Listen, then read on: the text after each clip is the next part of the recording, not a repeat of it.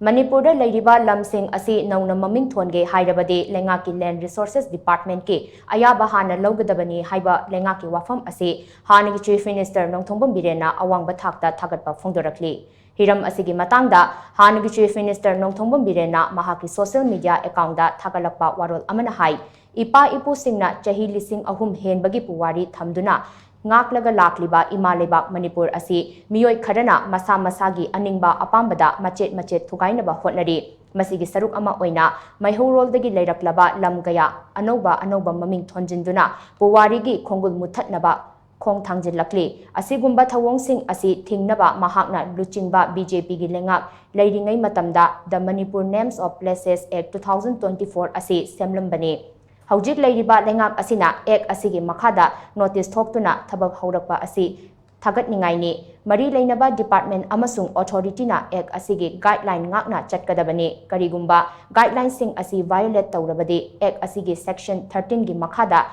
Chahi Amadagi Tadana Jail da Thambayai Chairak Asi Chahi Ahum Phauba Sangdokpagi